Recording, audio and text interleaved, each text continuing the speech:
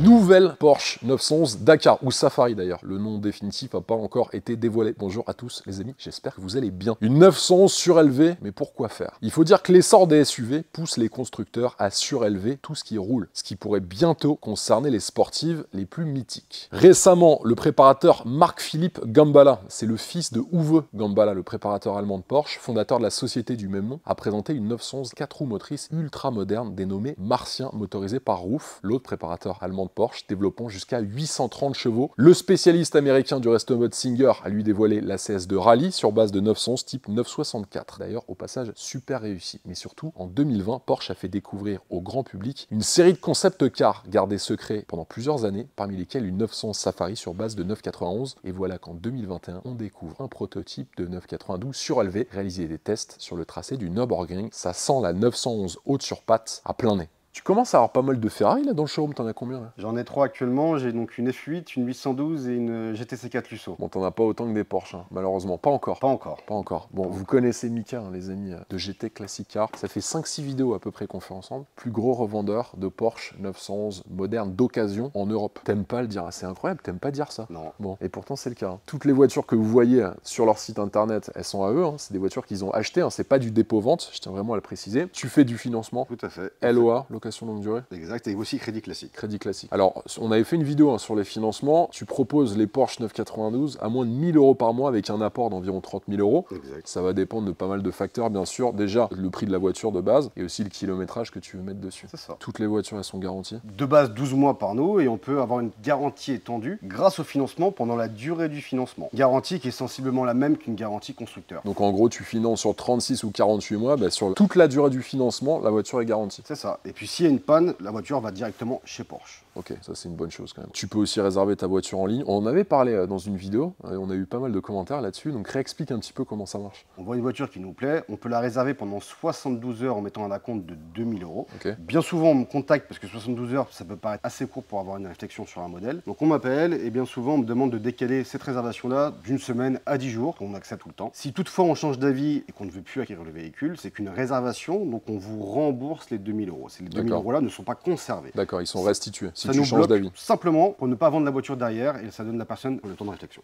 Je suis venu chez toi, Mika, pour illustrer mes propos dans la présentation de cette nouveauté de chez Porsche, hein, parce que là, chez eux, c'est une véritable disruption qu'ils sont en train de faire avec la présentation dans quelques mois de cette nouvelle 911 tout-terrain. Tu vas me donner ta version aussi en fin de vidéo, donc on va voir si on arrive à se mettre d'accord sur ce que va être cette nouveauté de chez Porsche. On va essayer du moins. Dans la vidéo, je vais vous montrer dans un premier temps quels ont été les succès de Porsche en rallye raid, quels sont les Porsche surélevés qui ont été fabriqués, non pas par Porsche, mais par des préparateurs. Est-ce qu'il y a eu déjà des voitures concurrentes qui sont lancées dans le segment des voitures de sport tout-terrain? Et en fin de vidéo, on vous montrera à quoi pourrait ressembler cette nouvelle Porsche 911 Dakar. Sur YouTube, les amis, c'est chaque vendredi à 17 h, je diffuse une vidéo, donc abonnez-vous s'il vous plaît. Pareil sur mon compte Instagram, pareil sur TikTok, on fait beaucoup de vues sur TikTok. Mika, toi, tu as un compte Insta. Exact. Rappelle-le-moi. GT Classic Car officiel. Voilà, donc abonnez-vous au compte Insta de GT Classic Car officiel. T'es prêt? Allez, on est parti. Cette version Dakar arriverait pas par hasard dans la gamme. La 911 et le tout-terrain ont eu une relation très intime pendant une longue période. Revenons quelques années en arrière. En 1978, Porsche a imaginé la 911 SC Safari, dotée d'une suspension surélevée permettant une garde au sol rehaussée de 27 cm. Elle avait pris le départ du Safari Rally au Kenya et cette année-là, c'est le coupé Peugeot 504 piloté par Jean-Pierre Nicolas qui avait remporté la course. Les 911 SC, quant à elle, pilotées par le pilote kényan Vic Preston Jr. et le pilote suédois Björn Waldegard, sont arrivés respectivement en 2e et 4e position. 6 ans plus tard, en 1984, c'est dans la course Rennes que le constructeur allemand engage un de ses modèles, la 911 KRA 3 litres 2 4x4 type 953, disputer le Paris-Dakar et gagne la course avec comme équipage le duo René Medge, Dominique Lemoine. Et en 1985, Porsche engage 3 exemplaires de la 959 Paris-Dakar, mais malheureusement, tous abandonnent. Un an plus tard, Porsche remporte la course en 1986, toujours avec la 959 Paris-Dakar, qui traverse 13 800 km de désert africain et inscrit un doublé doublé avec les duos René Medge, Dominique Lemoine et Jackie X, Claude Brasseur. Une troisième 959 a terminé 6e, bien qu'elle n'ait été mise en lice que pour assurer l'assistance. Plutôt un bon rattrapage par rapport à l'année précédente pour le coup. Malgré leurs 2 victoires, Porsche abandonne les rallyes les années suivantes et se concentre beaucoup plus sur les courses sur circuit et notamment sur l'endurance. Bien sûr, cette épopée en rallye a laissé des traces, forcément dans la tête des passionnés, avec les modèles dont je viens de vous parler, que ce soit la CS de Singer, la Martien de Marc-Philippe Gembala, mais il y a eu d'autres modèles de 911 surélevés, jamais faites par Porsche, mais souvent par des préparateurs indépendants, comme la Roof Rodeo Concept, que j'ai eu la chance de découvrir dans la visite de la collection privée du fondateur de Roof, Aloïs Roof. Elle est parée d'une teinte extérieure biton, dorée et vert olive, et elle est équipée d'une galerie de toit, pelle de désensablage installée sur le coffre arrière, vous avez les feux additionnels et même un pare-buff. Il y a aussi la Porsche 911 SC Safari Rally de Ken Block, plus axée vers la performance et la compétition, 280 chevaux grâce à des pièces spécifiques avec laquelle le pilote a participé à l'East Africa Safari Classic 2022. Et enfin, celle qui ressemblera le plus à la 911 Dakar ou Safari, c'est celle produite par Delta 4x4 sur une base de 992. Je les ai contactés pour connaître exactement les détails de la préparation et le directeur de la marque, Mr. Lauder, m'a indiqué que c'était plus esthétique que technique, donc en gros qu'elle pourrait pas s'aligner sur les lignes de départ d'un rallye raid.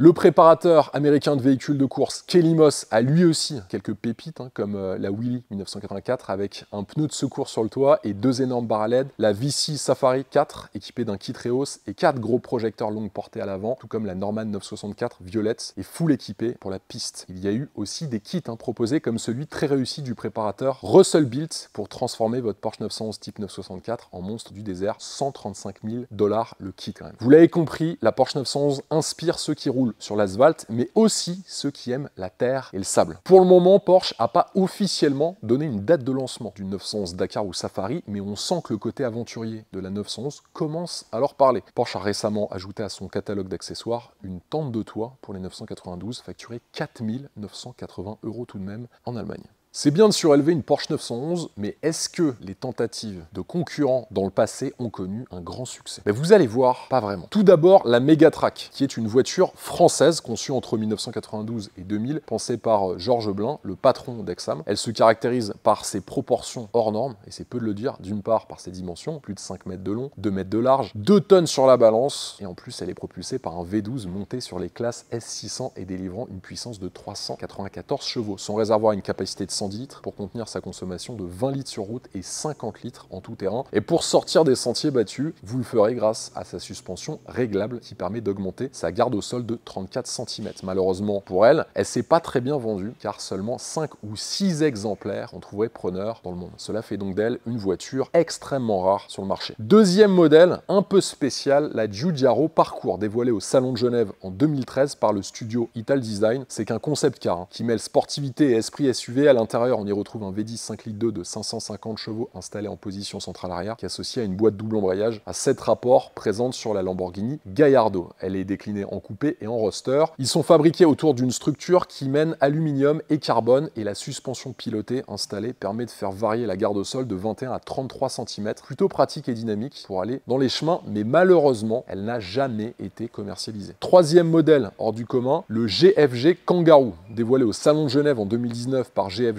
Steel, le studio de design italien dirigé par Giorgetto et Fabrizio Giugiaro. Il s'agit d'un coupé sportif conçu pour être à l'aise sur tout type de revêtement, y compris en tout terrain. Fabriqué en grande partie en carbone, sa mécanique se compose de 2 moteurs de 245 chevaux chacun et son secret pour sortir des sentiers battus, sa suspension réglable avec une hauteur de caisse pouvant aller de 14 à 26 cm en passant par un mode intermédiaire à 19 cm. Les amortisseurs sont commandés par un circuit hydraulique et peuvent adopter plusieurs configurations. Sur la route, vous avez un ressort unique qui est utilisé contre 2 en tout terrain, mais là aussi la voiture n'a jamais connu le stade de la commercialisation. Enfin, un dernier modèle d'un constructeur plus généraliste que vous connaissez tous, l'Audi Nano Quattro, présenté en 2013 par le constructeur allemand. Il a été assez difficile de le définir et de le mettre dans un segment. On pourrait dire à la fois que c'est une supercar, une simple sportive ou même un crossover. Dans les faits, c'est tout à la fois. Elle peut aussi bien briller sur circuit que s'aventurer dans des chemins difficiles. Elle est motorisée par un V10 de 5 litres. Vous allez me dire, mais c'est une R8 de rallye en fait. Mais non, C'est pas du tout le même moteur que sur une R8 ou sur une Lamborghini Huracan, car celui-ci fonctionne au diesel. Fort de 544 chevaux pour 1000 Nm,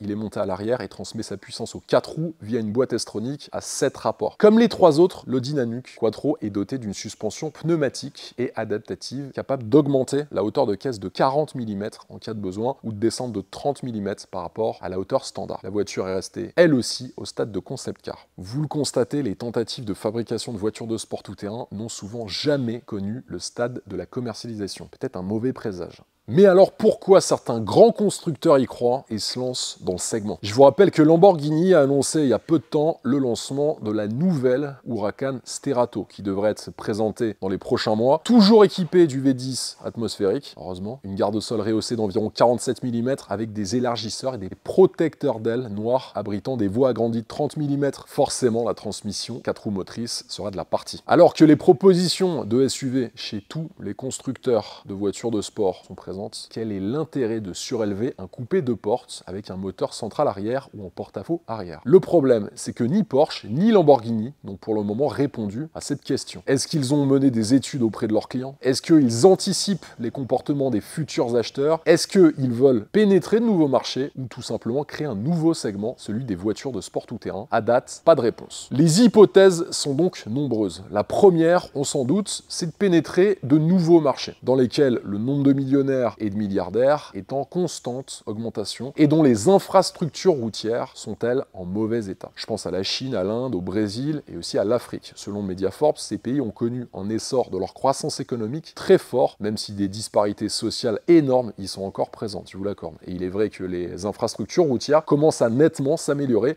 mais il est quand même difficile d'imaginer de traverser ces territoires avec des véhicules dont la garde au sol est limitée. La deuxième hypothèse, c'est que Porsche souhaite créer un nouveau segment de marché, celui des sportives tout-terrain, pour répondre à une demande de nouveaux clients et surtout étendre sa gamme 911 déjà très large. Carrera, Carrera 4S, Cabriolet, Targa, GTS, GT3, GT3 RS, Turbo, Turbo S. On s'imagine bien pouvoir rouler en 911 dans la terre, la neige, la boue et aussi pouvoir tenir un gros rythme sur le bitume, la polyvalence poussée à l'extrême tout simplement. Vous savez, un peu à la manière de l'Audi RS6 qui a révolutionné le segment des breaks familiaux, mais cette fois-ci dans un segment de plus en plus boudé, celui des sportifs 2 portes. Et Porsche ne fait pas ça pour sauver la 911, c'est important de le préciser car la 911, à l'heure où je vous parle, domine largement le marché des voitures de sport avec plus de 10 000 immatriculations 911 sur les 6 premiers mois de 2022, c'est plus 16% par rapport au premier semestre 2021, plutôt de bonne tendance pour sortir la 911 Dakar, vous trouvez pas? C'est un risque que prend Porsche, mais je suis prêt à parier que d'une part, il est plus que calculé, et d'autre part, que le marché est prêt à accepter un véhicule de sport tout-terrain au look d'aventurier. Quand je vois que les fourgons Mercedes Sprinter 4 roues motrices surélevés arrivent à attirer les foules sur internet et sur les réseaux sociaux, mais aussi et surtout beaucoup d'acheteurs, pourquoi une Porsche 911 surélevée n'y arriverait pas?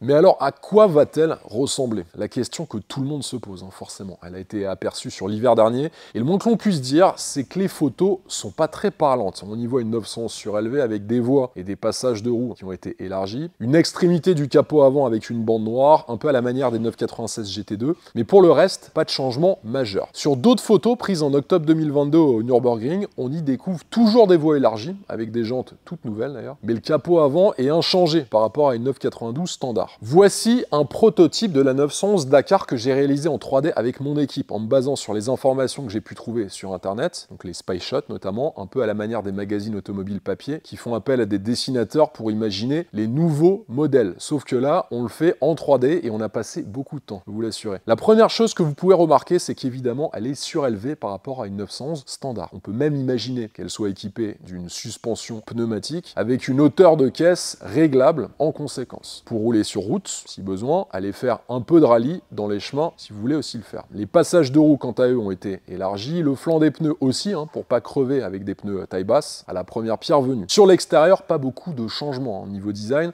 on reste sur l'avant du 992 standard, et sur l'arrière, un aileron qui fait penser au Porsche de rallye qui courait dans les années 80. Niveau motorisation, on peut penser qu'elle sera équipée du flat 6 3 litres de 385 chevaux, mais à mon avis, ce sera plus le moteur de la Carrera S de 450 chevaux qui sera privilégié, ou même le flat Flat 6 3 litres 8 qui équipe les turbos et Turbo S et permet de faire grimper la puissance jusqu'à 650 chevaux. Imaginez-vous une Porsche 911 Turbo S Dakar de 650 chevaux sur une piste avec des traînées de poussière de 150 mètres. Le bonheur. Pas de surprise concernant la transmission, Porsche sera obligé d'installer une transmission 4 roues pour correspondre à la philosophie de la voiture. Même si je suis plus adepte de la boîte automatique PDK, qui est très efficace, Porsche peut laisser penser qu'une boîte mécanique pourrait être mise en place. Ce serait quand même très amusant pour ceux qui souhaitent l'utiliser avec les sensations d'une transmission mécanique. Mika, je voudrais avoir ta vision de cette nouveauté de chez Porsche. Selon toi, ça va ressembler à quoi? Donc là, on a une turbo, pas une turbo S, hein, là c'est une turbo. C'est une turbo, exact. Standard. Donc selon toi, à quoi ça va ressembler une version surélevée, une version Dakar de la 911? Je pense que déjà, ils vont mettre au niveau de l'avant, ça ne changera pas énormément. Il y aura certainement des protections au niveau du pare-choc, peut-être des sous-bassements, avec des renforts. Genre des plaques de protection comme tu peux voir sur les tout-terrains, ce genre de choses. C'est ça, tout à fait. Je pense également qu'ils pourront mettre des petits feux longue portée. Ah ouais, comme dans les voitures de rallye. Exact. Comme Russell Bill, tu as plusieurs préparateurs dont j'ai parlé il y a quelques instants et qui mettent des 4 énormes feux longue portée, ça donne un super look de voiture de rallye, c'est canon. C'est incroyable. Ouais. Avec pourquoi pas des LED, tu vois, aussi carrément mettre des LED. Ouais, je pense qu'ils peuvent le faire, ça peut être très sympa en plus. Hein. Et sur la partie latérale, toi, ça va ressembler à quoi? Pour moi, sur la partie latérale, ils risquent de mettre également des petites protections, en tout cas ici. Des encerclements de passage de roues en plastique. Ouais, exact. Ouais. Je pense que les pneus, ce sera pas forcément. C'est évident que ça sera des tailles hautes, parce qu'on est dans la taille basse. En termes des amortisseurs, je pense qu'ils vont mettre des amortisseurs réglables avec une hauteur encore différente pour pouvoir faire du rallye. Ouais, mais normal. Là, t'es obligé. Et puis, il y a surtout 4 roues motrices. Également. Là, c'est pareil. Mais c'est vrai qu'en fait, quand tu réfléchis au concept, t'as pas tellement besoin de transfigurer la voiture. La voiture, de base, elle est déjà, pour moi, bien née. Elle est bien designée, bien dessinée. Donc, ça va être plus technique qu'esthétique. L'esthétique, ce sera pour le marketing, on va dire. C'est ça. Mais la voiture, il suffit juste de la surélever, de changer les pneus, et déjà, t'as une 911 tout-terrain, en fait. Alors, t'auras peut-être, comme tu me disais tout à l'heure, des pare-pierres. Exact, pare-pierres, type comme ma turbo blanche. Hein. Pare-pierres pour bien protéger, bien les faire ressortir, pour donner un petit look. Et peut-être sur le toit. Peut-être une galerie de toit, ça pourrait pas mal servir pour du rallye. Avec un pneu. Alors le problème, c'est que si c'est un pneu arrière, tu vas avoir un truc comme ça au-dessus du toit, niveau aérodynamique, ça va pas être ouf. Ça va pas être génial, mais bon, au moins ça pourra servir. Au moins ça pourra servir. Mais ça donnera un look d'aventurier à la bagnole. Et après sur l'arrière, selon toi? Selon moi, ils vont mettre un petit aileron différent qui va avec la dynamique du véhicule type rallye. Et certainement des renforts également sur le pare-choc arrière vers le bas au niveau des échappements également pour pouvoir en tout cas aller faire du tout-terrain. On va voir dans les prochains mois à quoi ça va ressembler. Non, ça c'est mon avis, tu vois, mais je pense pas que la voiture, elle va être transfigurée. C'est pas possible qu'ils changent complètement le design de la voiture. Peut-être un nouveau set de jantes, ça c'est possible. Ouais, voiture surélevée. Les petites protections, comme tu as dit, à mon avis, c'est sûr. Peut-être des accessoires Porsche avec la galerie de toit, les feux longue portée. Mais ils vont pas se permettre de complètement modifier le design de la 911. Je te rejoins, ils le feront jamais parce que la 911, c'est la 911. C'est iconique, super iconique. En tout cas, merci Mika pour m'avoir mis à disposition ces voitures et ton showroom. À chaque fois, ça plaît beaucoup et je sais que vous aimez beaucoup en vidéo quand je viens chez GT Classic Car. Je rappelle qu'il y a le site internet de GT Classic Car que j'ai mis en description de la vidéo. Donc, si vous êtes intéressé par une 911 moderne, 91 ou 92 d'ailleurs, surtout 92. On a beaucoup de 92. Bon, j'ai mis tes coordonnées en description de la vidéo et aussi ton stock. Et comme ça, vous pourrez réserver votre 992 directement sur le site internet. J'aimerais vraiment, les amis, avoir vos commentaires sur déjà le rendu 3D que j'ai fait avec mon équipe, savoir si, selon vous, il est pertinent. Est-ce que c'est un projet qui va amener de la réussite au sein de la gamme Porsche? Et est-ce que vous seriez prêt à signer le chèque si vous aviez le budget pour une 911 surélevée? J'aimerais vraiment avoir vos avis en commentaire. Sur YouTube, c'est chaque vendredi à 17 h, je diffuse une vidéo, donc abonnez-vous et activez la cloche de notification. Pareil sur Instagram, pareil sur mon compte TikTok. Mika, t'es aussi sur Insta? Exact, compte GT Classic Car officiel. Abonnez-vous au compte Instagram de Mickaël et moi je vous dis à la semaine prochaine. Allez, ciao!